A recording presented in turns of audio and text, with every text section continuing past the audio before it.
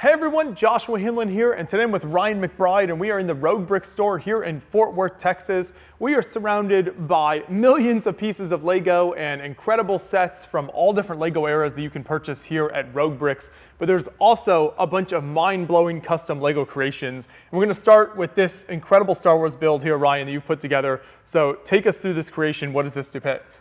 So this is a temple that's in the background of Rogue One. You see it specifically in the hover tank scene right before the attack, and then it's in the background a couple more times. And it's part of a larger Jedha layout that I've been working on for several years. This is just the latest addition to that. Yeah, I know we've talked with you at past conventions about some of your other Star Wars builds, but this one is certainly quite sizable here. So when you're planning this type of a build out, where do you kind of start with that in terms of the planning process? Planning, one of the main things I wanted to get with this one was some height because the larger layout, you know, when you do it on mills, it can be so flat. So really wanted to get something up there, and then I was looking at that temple and trying to think of the proportions of that and what it would look like to build that higher up. Yeah, so take us through the temple section now then, if you can. What are some of the sort of architectural details in this section of the build? So the arches and the statues you see pretty prominently in the shot, so I was trying to get that, the statues, the proportion of them, and then the shaping of the arches really specific to the movie there. Then to get that up off the ground, all the other pieces of the larger Jedha mock, they're all lower to the ground, so I had to figure out a way to change that height. So I did a large stairway going down to get back to street level, and then just trying to figure out things through there. We've got this setup is specific for Brick World and Brick Rodeo because I didn't want to take old mocks to the shows. So I added a small section of streets, and then down here there's a firing squad for the Guardians of the Wills characters. So this is like right as the Empire is taking over. I love how detail-packed this section is here. What is this red headpiece here on these characters? Oh, it's Minecraft. Okay. There's printing on the other side of it. But yeah, those are some of the pilgrims in Jedha, and I really wanted to get those right. And I thought the Minecraft ones worked pretty well. Now, before we move kind of underground with the rest of this build, what do we have happening up top here in this scene? So I've got, we've got the Empire executing people down here, and then some partisans or rebel terrorists fighting back, and I've kind of got a Inglorious Bastard scene going with a Twi'lek with a bat and a couple captured imps. But yeah, everybody's kind of rushing to stop the executions, but yeah. And then underneath all this, as you kind of get down at the table level, you've got really cool sort of like caverns or halls underneath here. So what is the story with those? So I did a Holocron Chamber in the side over here. I figured that's something that could be part of a Jedi or Guardians of Wills kind of temple. So I designed that based on the old Yoda Chronicles set.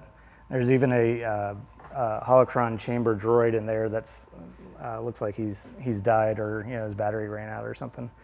But yeah, and so then you have the little pyramids to represent holocrons kind of going up the side like it's a vault or yeah.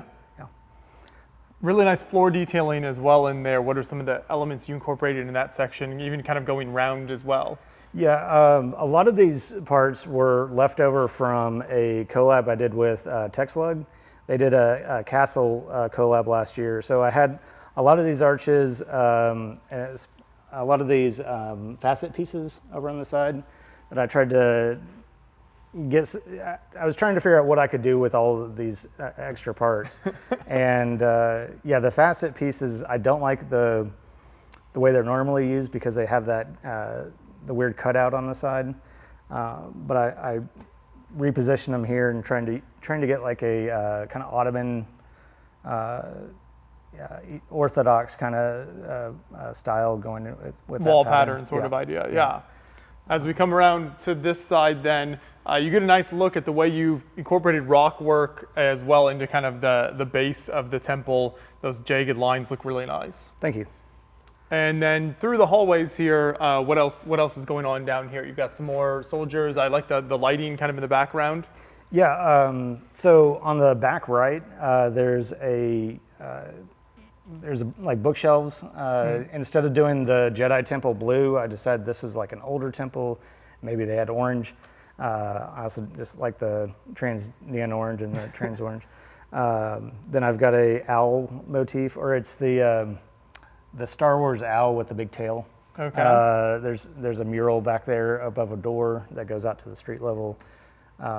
Eventually, I'm thinking I want to do a large statue in the middle. Just Jedha's full of large statues, and that would kind of make more sense with why this is such a deep and tall temple, is because there's a huge statue in the middle of it.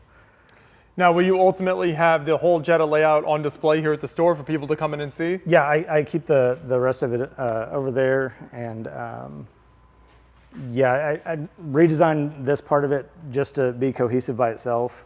But I've got a bridge that will hook up to this upper section, and we'll work those buildings in, trying to get some wide open spaces for like where the tank battles and stuff like that are going on, and then some narrow alleys and stuff to make it feel more cramped and tight the way some of the scenes in Rogue One are. Yeah, very cool. So that's one of the really cool kind of draws of the store here, is not only all the products, but you'll be able to have amazing custom displays like this, which we'll see some more of in a minute. But I wanted to give a shout out to your tree here as well. So how did this tree come together for you, and what is that like structurally? So I was trying to make it pretty strong. It's actually Technic beams coming up, and using a couple of those Technic angles to just fork off of it.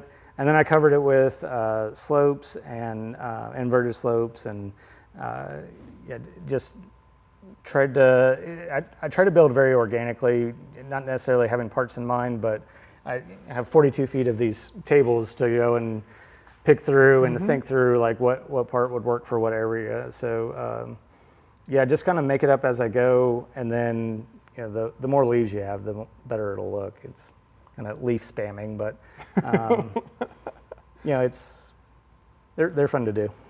Yeah, and it adds some nice kind of natural foliage to the rest of this very like gray and rocky build. Yeah, and one of the things I was surprised at looking back at the movie and getting screenshots and trying to get the feel for Jedha was that there are a lot of trees. You don't think of it. In the movie itself, it feels very barren, but there's a lot of trees in the city, so I was trying to incorporate some of those.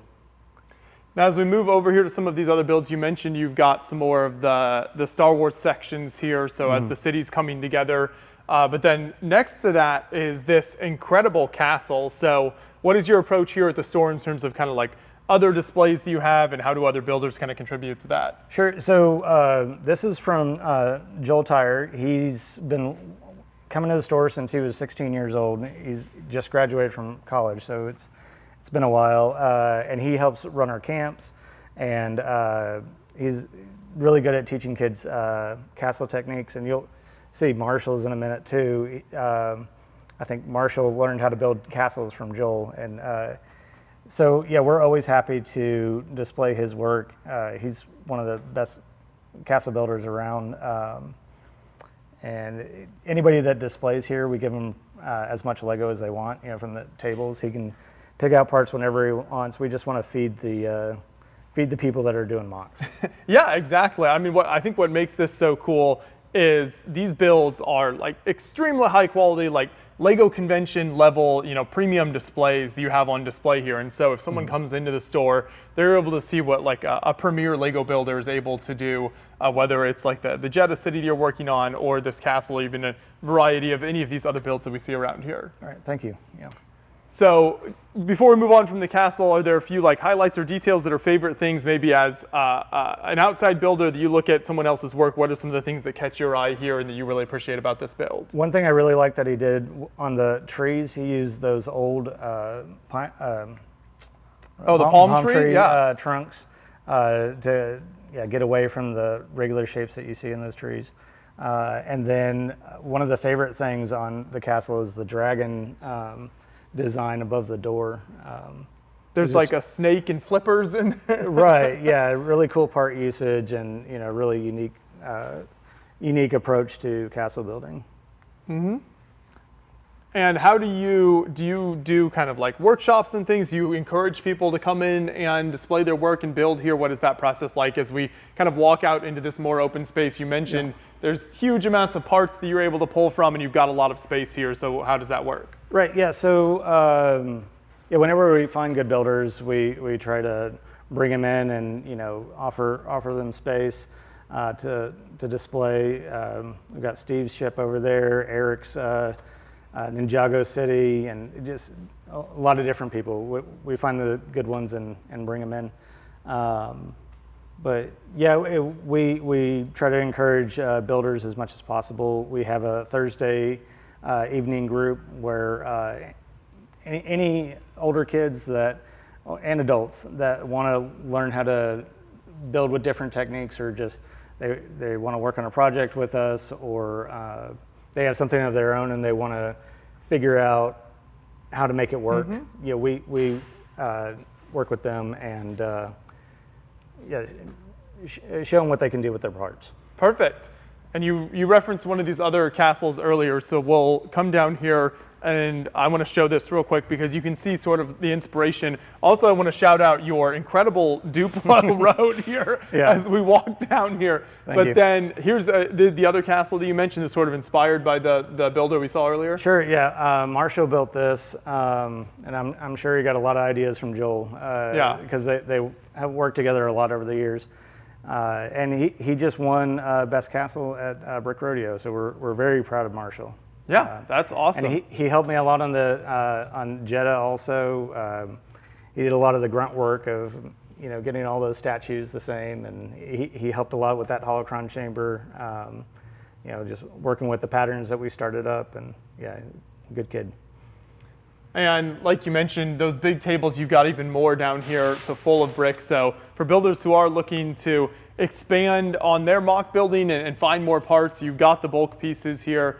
But then beyond just the pieces themselves, what else do you sell in the store? Something that caught my eye was this section over here looks like you've got a lot of the older and vintage stuff.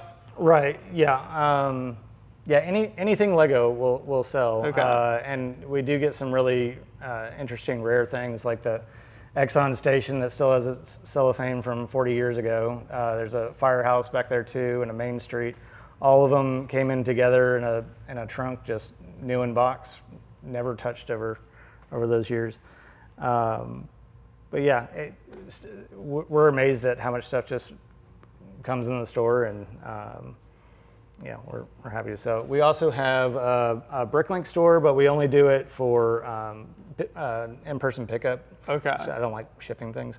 So I think we have like 400,000 parts in that store, and we can help out the mock builders in the community. Nice. So they're able to order online if they then come pick it up here at the store. Right. Okay. Yeah. And for people who want to find more info online and just kind of keep up with what the store is doing, where are you most active, sort of social media, and where can they find more info? Yeah, we're a little rough on social media, but roguebrick.com. We'll have all the different aspects of the stores, the camps that we do, the birthday parties. Have links to our Bricklink store and upcoming events and things like that. Yeah, that's awesome. So for everyone watching, we'll have a link to the website in the description of this video, and you can find more info. But the best experience by far is to come into the store here in Fort Worth and see these incredible builds that we've shown you kind of a highlight of. You can see those in person, and then also just shop all of the amazing products that are available here at the store as well. So look in the description for all that info. Thanks for showing us around today. Yeah, thank you.